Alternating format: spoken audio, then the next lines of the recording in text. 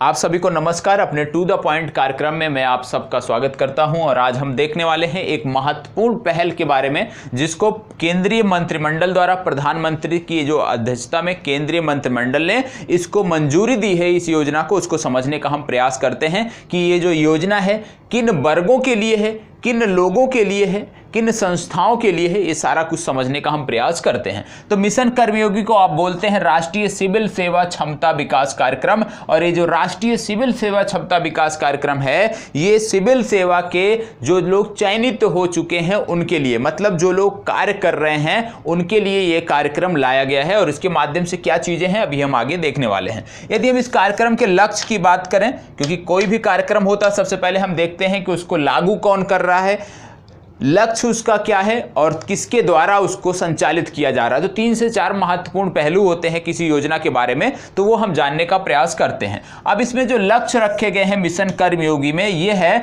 Civil सेवकों को और रचनात्मक, सृजनात्मक, विचारशील और प्रौद्योगिकी सक्षम बनाना है। मतलब एक प्रकार से आप कह लीजिए कि जो भी सिविल सेवक हैं उनको और रचनात्मक और उत्कृष्ट और सृजनात्मक और विचारशील और व्यवहारिक उनको बनाना है, और उसी के लिए मिशन कर्मयोगी को लॉन्च किया गया है। मिशन कर्मयोगी की मंजूरी दी गई है। अब इसको आप दूसरे शब्दों में बोल सकते हो, इंग्लिश में एक वर्ड आता है national capacity building. National capacity building के लिए ये योजना है और इसमें इन सब चीजों के बारे में आपको बताया गया है।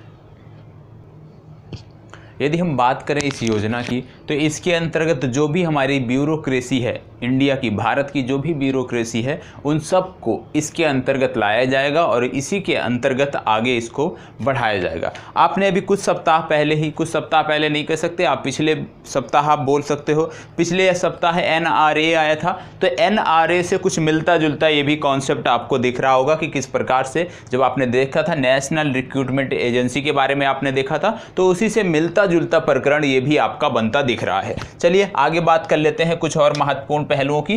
तो इसमें यदि आप देखें तो IAS से लेकर जो सेक्शन ऑफिसर होते हैं वहां तक सबको इस योजना के अंतर्गत कवर किया जाएगा, इस योजना के अंतर्गत प्रशिक्षण दिया जाएगा। अभी आगे बात करते हैं कि इस योजना को जो क्रियान्वित किया जाएगा, किसके माध्यम से इस योजना को क्रियान्वित किया जाएगा, उसकी भी बात अभी हम आगे करने वाले हैं। तो सबसे पहले यदि हम देखें तो इसके अंतर क्या किया गया है, मानव संसाधन प्रबंधन। अभी तक क्या होता था, जो हमारा मानव संसाधन प्रबंधन होता था वो क्या करता था, रूल्स बेस्ड होता था, ना कि रोल बेस्ड होता था। मतलब जो अभी तक चाहे नियुक्तियां हो, चाहे पदों का आवंटन हो, कार्य क्षेत्र हो, जो भी होते थे अभी वो सारे नियमों पर चलते थे, नियम आधारित होते थे, जो मौजूदा समय की व्यवस्था थी। लेकिन अब क्या कर दिया गया है, इस योजना के अंतर्गत इसको कर दिया गया है भूमिका आधारित, रोल आधारित। मतलब अब जो भी कार्यक्रम इसमें होंगे उसमें रोल को, उसकी भूमिका को ज्यादा महत्व दिया जाएगा, नियम को कम महत्व दिया जाएगा। मतलब जो पहले पदों का आवंटन होता था, कार्य क्षेत्र का आवंटन होता था,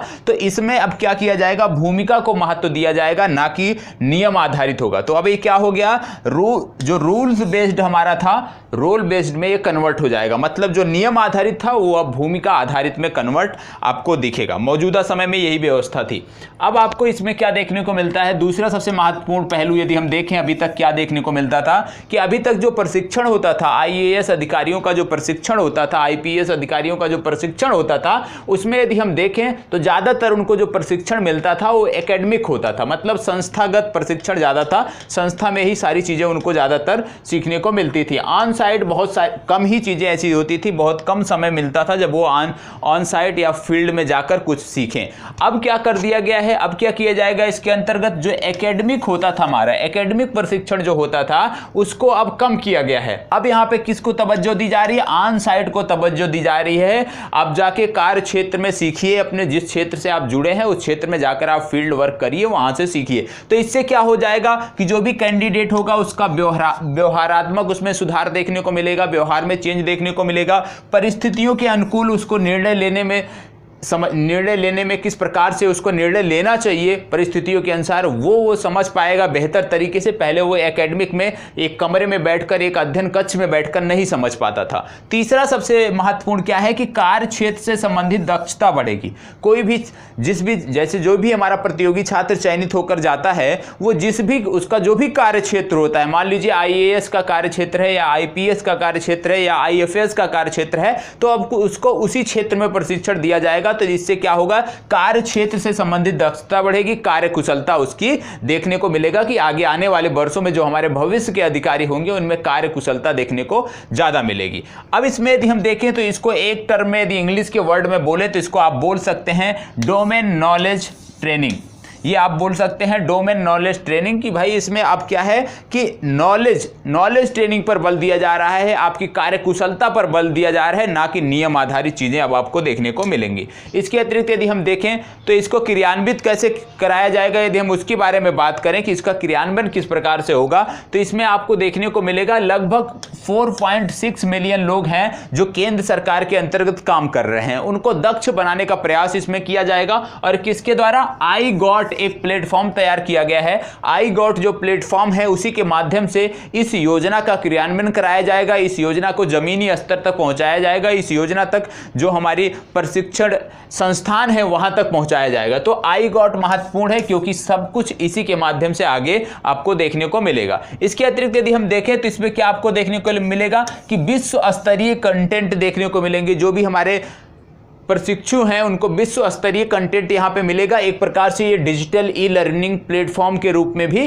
कार्य करेगा। इसके अतिरिक्त यदि हम देखें तैनाती, कार्य निर्धारण, रिक्तियों की अधिसूचना, इन सब को एकीकृत आने वाले समय में किया जाएगा और सारी चीजें आई गॉट प्लेटफॉर्म के अंतर्गत रखी जाएंगी। इसके अतिरिक्त यदि हम देखें तो NPCSCB, इसका यदि फुल फॉर्म की बात करें, अभी आपने सबसे टॉप में देखा था, भूलना नहीं है कभी, उसी का शॉर्ट रूप में मैंने यहां पे लिखा है राष्ट्रीय सिविल सेवा क्षमता विकास कार्यक्रम, इसी को शॉर्ट रूप में यहां पे लिखा गया है NPCSCB। इसको आप बोलते हैं national programme for civil service capacity building. इसमें यदि आप देखें तो इसमें ये समन्वय जो इकाई है इसमें 3 चीजों का गठन किया जाएगा। इसके अंत 3 चीजों का गठन किया जाएगा। पहला हो जाएगा प्रधानमंत्री सार्वजनिक मानव संसाधन परिषद, दूसरा यहां पे हो जाएगा क्षमता विकास आयोग और तीसरा यहां पे हो जाएगा समन्वयक इकाई। जो समन्वयक इकाई होगी वही इसको लेकर आगे बढ़ेगी। तो NPCSCB जिसको आप बोलते हैं national programme for civil services capacity building, इसके अंतर्गत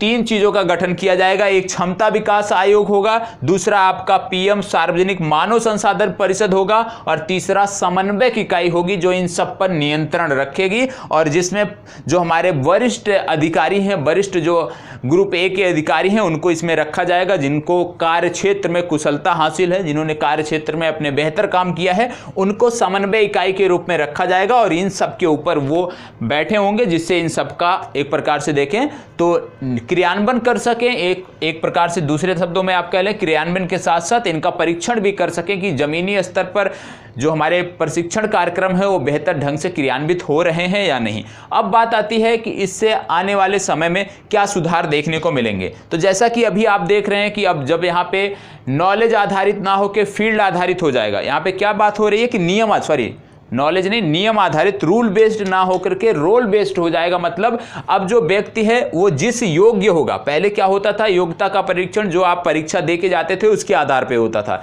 लेकिन अब प्रशिक्षण के दौरान जो जिसके योग्य होगा उसको उस क्षेत्र में, उस कार्य क्षेत्र में उसको दिया जाएगा, उसको वह फील्ड दी जाएगी और प्रयास किया जाएगा कि जो भी हमारे IAS, IPS, IFS बनते हैं उनको उस क्षेत्र में दक्षता हासिल हो और जो उनका ट्रेनिंग पीरियड होता है, जो उनके प्रशिक्षण का पीरियड होता है, जहां पे एकेडमिक ज्यादा होता है, लगभग वर्ष भर का एकेडमिक कार्यक्रम होता है, तो अब इसको कम करने का प्रयास किया जाएगा और प्रयास किया जाएगा कि ऑन साइट कार्यक्रम ज्यादा हो और एकेडमिक को कम किया जाएगा। तो निश्चित रूप से आने वाले वर्षों में इसमें सुधार देखने को मिलेगा और जो हमारे भविष्य के अधिकारी होंगे वो पहले के अधिकारियों की तुलना में यदि हम बात करें पहले के अधिकारियों की तुलना में ज़्यादा विचारशील होंगे, ज़्यादा सृजनात्मक होंगे, ज़्यादा व्यवहारिक होंगे। और दूसरे शब्दों में यदि आप कह लें तो प्रौद्योगिकी को किस प्रकार से अगली पीढ़ी को यूज करना है उसके भी सक्षम उन्हें बनाया जाएगा। जो भी हमारे अधिकारी हैं वो प्रौद्योगिकी में भी सक्षम रहेंगे। जो आज के यदि हम पुराने अधिकारियों की बात करें जो लगभग 20 से 30 वर्ष